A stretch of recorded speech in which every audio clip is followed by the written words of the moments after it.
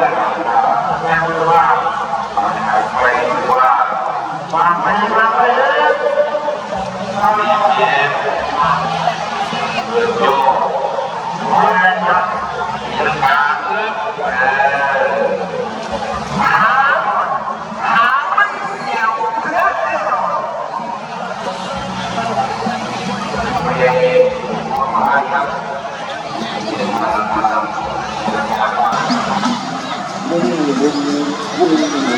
อาแอปเที่ยวนะมาชนะเขาค่ะแต่ก่อนไม่ต้องเดินทำการหาดูนะครับ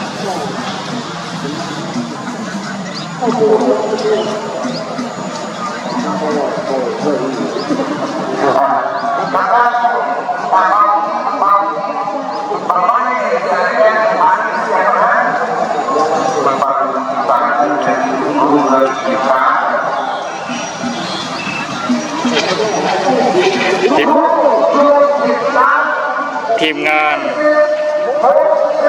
รุ่งเรืองกิจการ2060นะครับงานประเพณีบุญบั้งไฟบ้านหนองค่ำนะครับอำเภออัสสามารถจังหวัดร้อยเอ็ดประจำปี2568นะครับยิงแง่อากาศ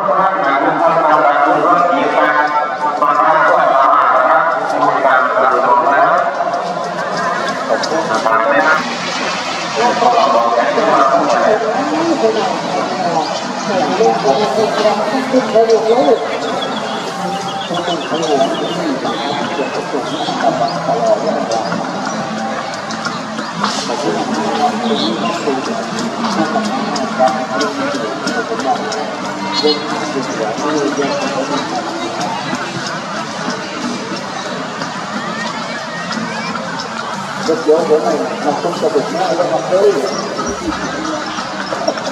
คุณพ่อไม่สมองคุณพ่อไม่แตกหรอกนั่นคือกระดูกแม่บาดดีนะครับยกอ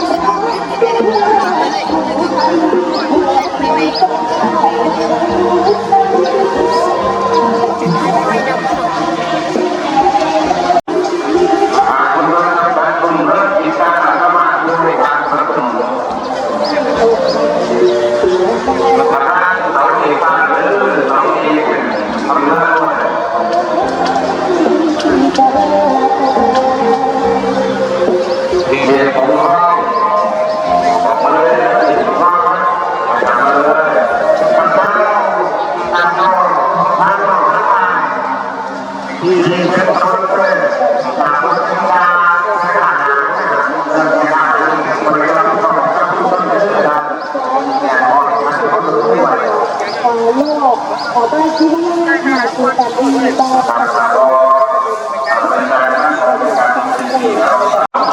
ที่ว่าลดราคาตัวเองที่บาท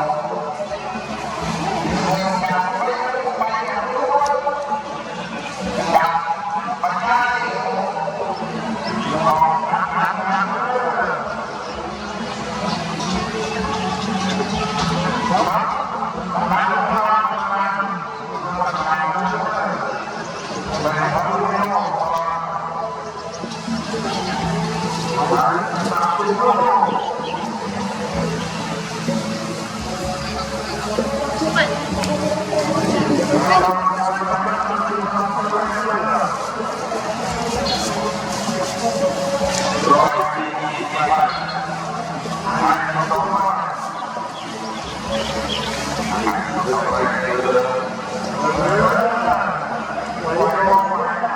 อ้ยเห็นแล้วนี่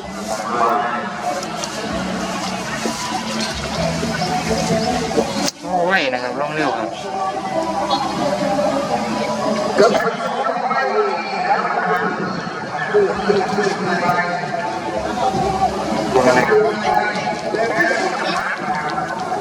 มันล่องเร็วเหลยเกินนะครับ นี่นั่งไปเนี่ยมันจะมี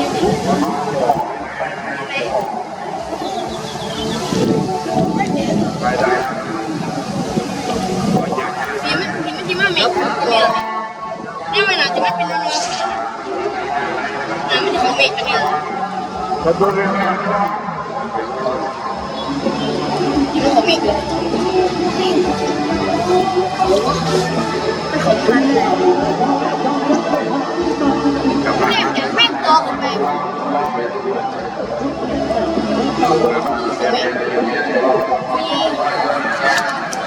ลงไปบังนะครับ ไปแล้วมีหนึ่งนั่งตัวนี้ไม่ได้ไม่ได้ทีละกายเนาะ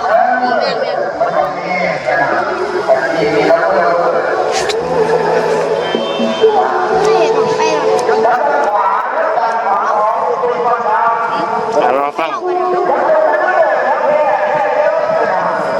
เอากระดาษ